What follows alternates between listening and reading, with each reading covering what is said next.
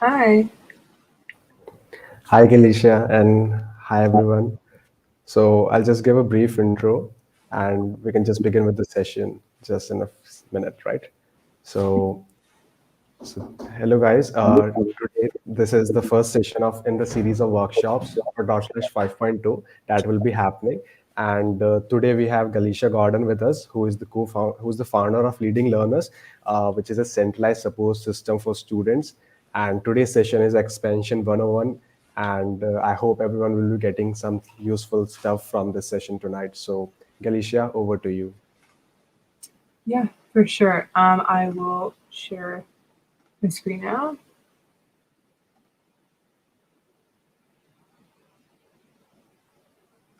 Oh, I think I shared the wrong screen.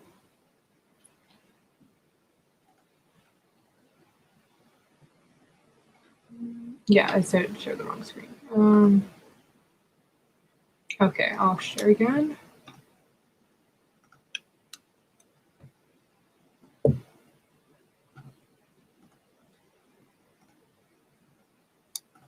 Okay, there we go. Perfect. Okay, perfect. Yeah, so hi everyone. As the intro said, my name is Glacia Gordon. And today I'll be doing a workshop on Expansion 101. So I know this is a really popular workshop that our team has definitely given a lot, and it's helped students a lot with just, the beginning from their idea to really growing it and seeing how far their ideas can go. So yeah, I really, am I sharing right now? Yeah, okay.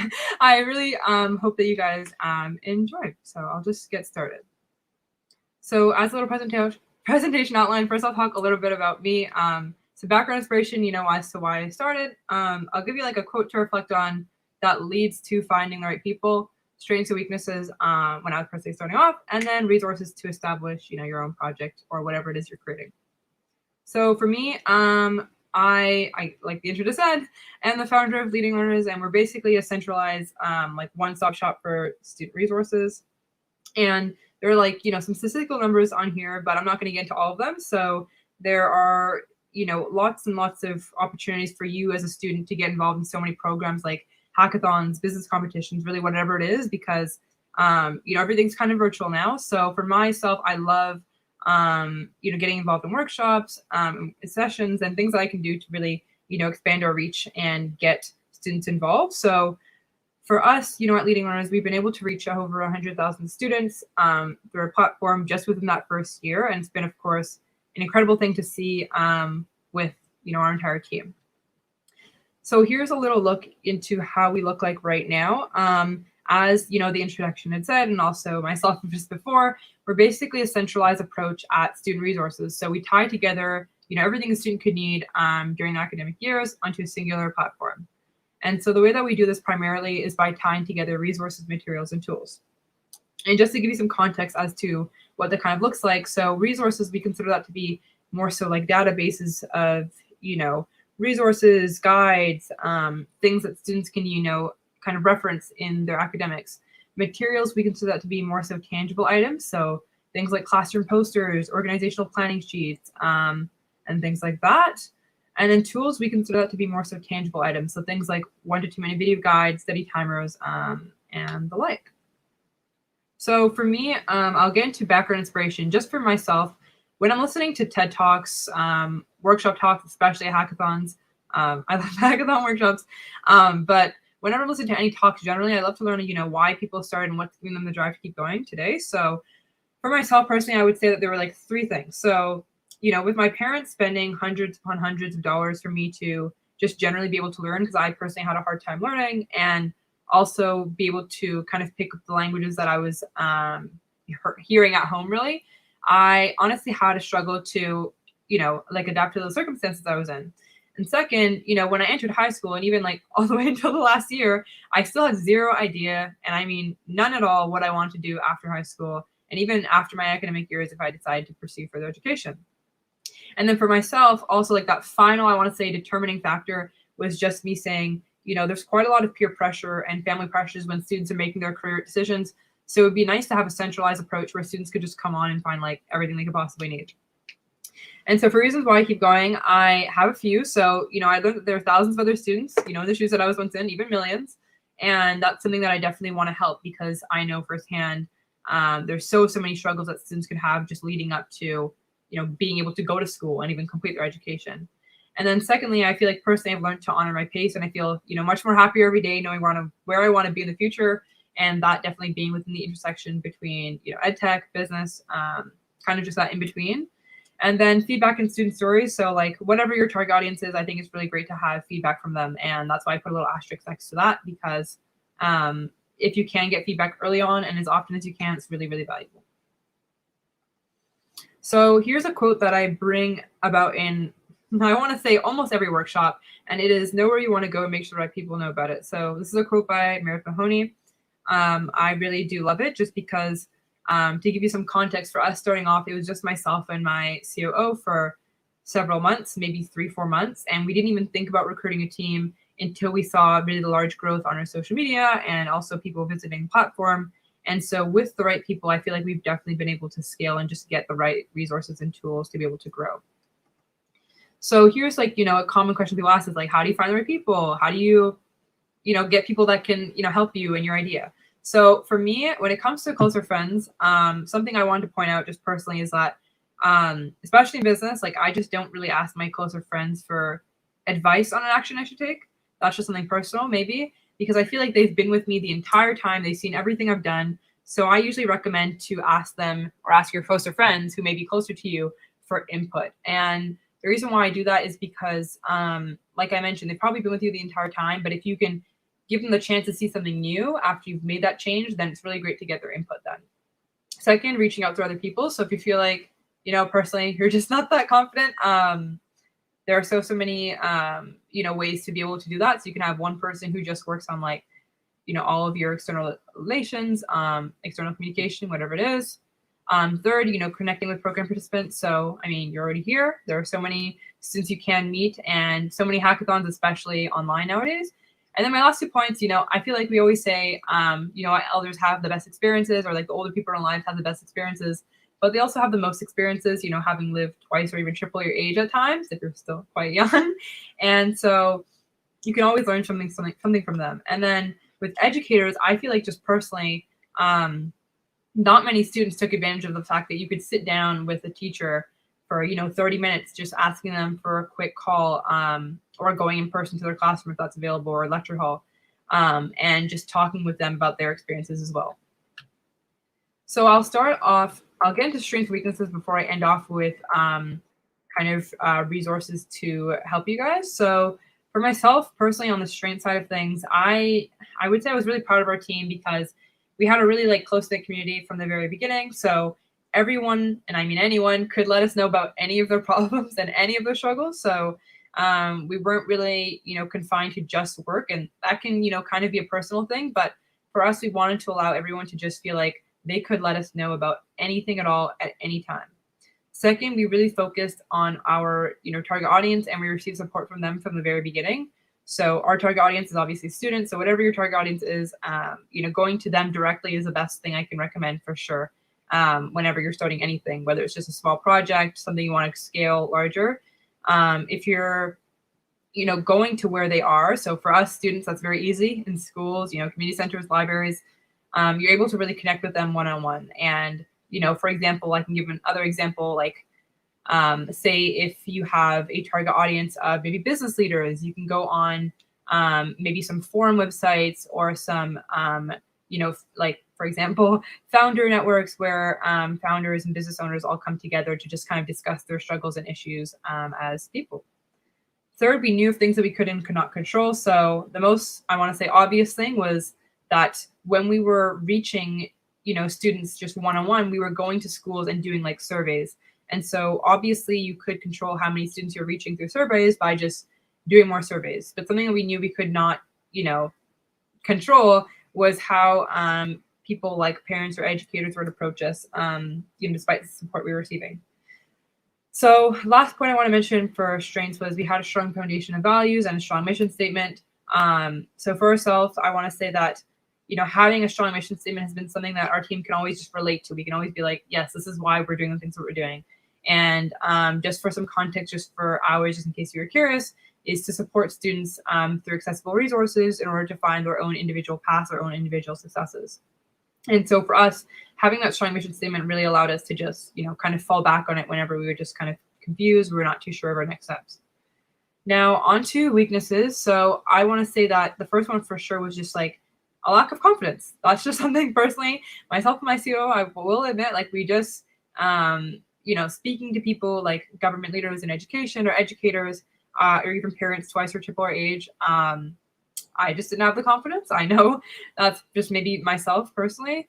But I can, get into how you can solve that with my second point, which is just like a lack of a professional front and brand, like establishing your brand. So I want to say the largest reason why I was quite, not that confident was because I couldn't really answer questions that people were asking me like on the spot, on the get-go. And I'm going to like save some time for a question and answer at the end. But when people were asking me questions like, what makes you stand out from this competitor, or why did you guys start? I couldn't answer like immediately. It was something that kind of had some hesitation. So something that you guys can do to help with, having a professional front is creating one-pager guides or like an explanation or several explanations for why you guys exist, why you're doing the things that you're doing, to easily answer those questions from anyone externally. And then lastly, we didn't have a project management software for, I want to say a few months. So if you can get one, like a basic Google Drive, I mean, that's the most basic, or an Asana or Trello or like a Notion workspace just for your team. That's really useful because you guys can all just easily categorize all the files that for sure when you're just starting off, you're definitely starting so many different files. So getting onto resources. So I have some on the logistical side and then, on tool side of things. So on the logistical side of things, I would say that's really important to consider that team formation time. When you're building your team is also a time for team bonding as well. So kind of understanding each other, why you're all here, why you're doing the things that you're doing, what kind of impact you're having on, each of your sides. And then secondly, spending time researching your target audience more than the potential outcomes. So for us, I want to say the largest reason why we've been able to do so much was because we were focusing on students directly. And we were focusing on like what their struggles are right now, not how many students we could reach. We weren't saying, okay, let's reach a certain number of people. I actually had the joke of saying, let's reach 500 students, but obviously we've surpassed that by so many because I really said, let's just focus on students' needs and what they're struggling with right now. And then lastly, if you're not put yourself, in that customer persona shoes. So if you're creating, I'm guessing many of you are creating like, some online apps, maybe just some prototypes, software, whatever it is. I think it's really, crucial to put yourself in that consumer or customer persona shoes. So that ideal person who has all the struggles you're trying to solve, and imagine yourself as them going through what you are providing. And so on the tool side of things, so a common question I get asked is like, and I'm sure people wanted to ask in the Q&A, so I'll answer right now, is like, how can you learn the very basics of business if you know nothing at all about business? So I will say right now, I didn't have, any advantages, none at all. Like my parents don't work in business. They're all, doing, jobs that not at all related to entrepreneurship or business at all. So I found, Patreon as a great accounting management software, and they allow you to really, organize everything really, really well. But aside from their software directly, I love them because you can really learn the very basics of accounting, management, business operations, and, so many more things with infographics that they have and blog posts for free. So I would recommend that. And then Canva, I know many people know Canva as a great, accessible design platform. But just for myself personally, I like Canva for the ability to print on paper, cardstock, t-shirts, and so many other things for really a relatively low cost if you don't have that much money starting off. And then digital grants. So, you as a student, whether you're hoping to create a company, a nonprofit, a smaller organization, or just, a small initiative, I think it's really valuable to find, like free tools for students, free student technology in your city, your region, country, whatever it is, or tech for good. Those are some good search queries to just get started to find some digital grants. So there are some larger companies that will offer you, like free discounted products of theirs just for being a student. So I would say take advantage of that 100%. So key takeaways just before I wait for any questions. Really important to find your target audience and how you can directly assist them. Emails, outreach, surveys, whatever kind of form of outreach you prefer, super important. I personally love emails. Brand establishment is really key to be able to answer questions. People come and ask you. Try to learn what you can and cannot control early on, and seek feedback on a regular basis. So I will wait for any questions right now. But Leading Learners is on Instagram, and we just shortened my name to @LeadLearners, and then myself, I'm also on LinkedIn if you have any questions. So I will wait, I think, a bit just there in case there are any other questions.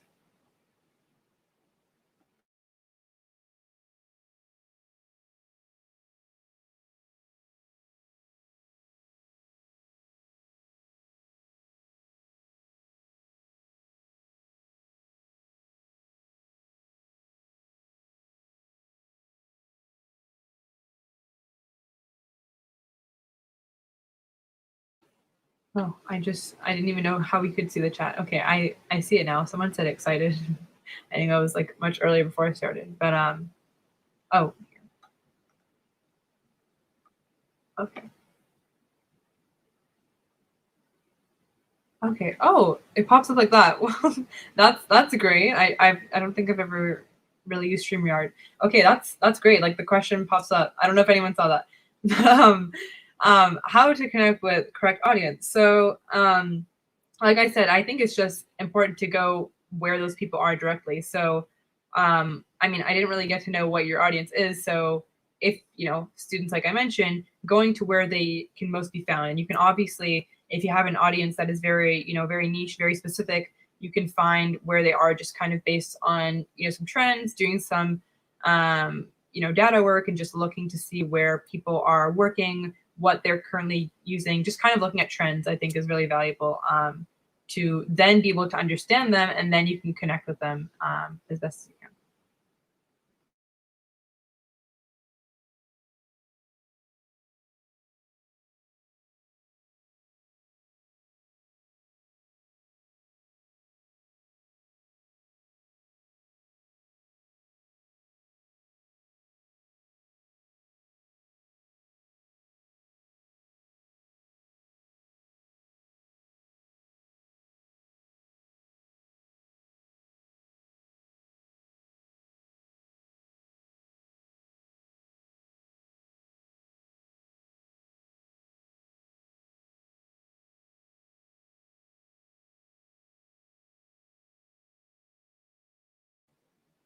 I just saw that I was muted. I said that I love that the question pops up again. I probably should recommend StreamYard. This is really great. So someone said right now, what are common mistakes people usually make? I want to say that, for example, like I want to speak about myself personally, and then I, will kind of get into maybe just generally some people. So for myself, some mistakes that I made was just not being clear what we were doing.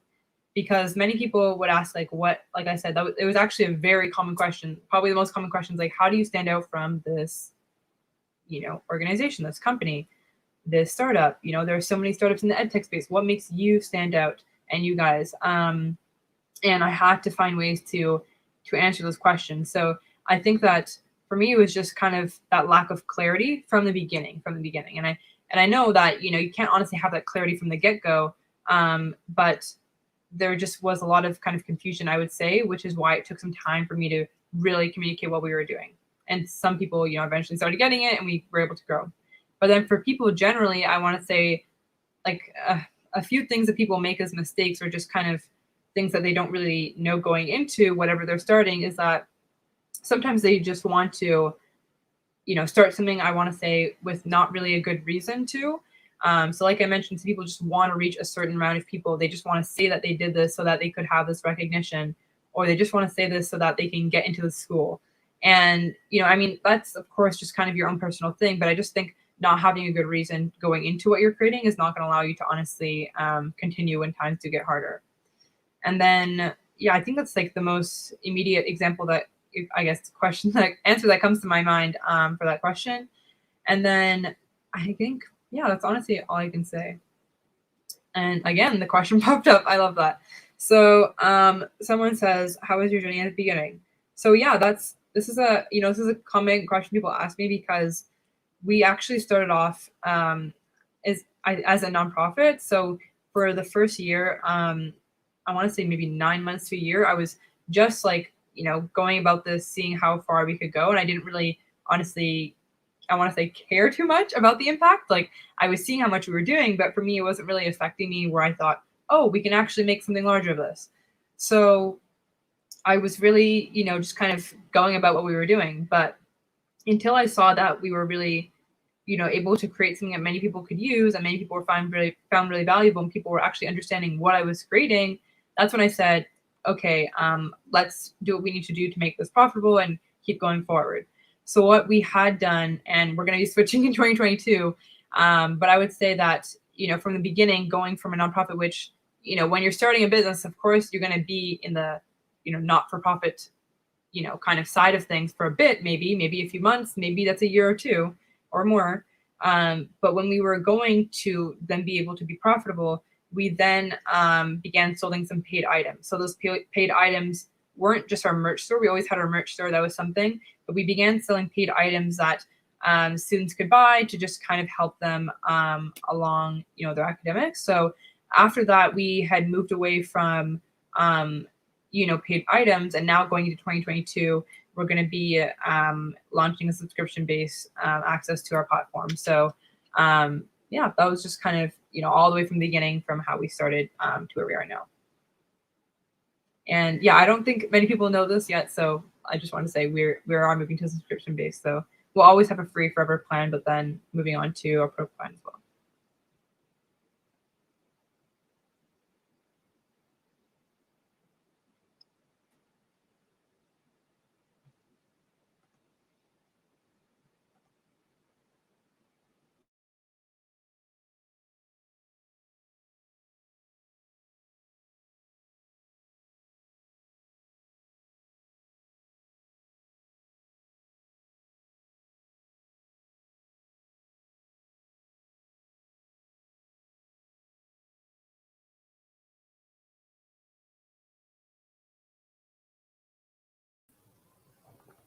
Okay, guys. So I think Alicia left due to some network issue.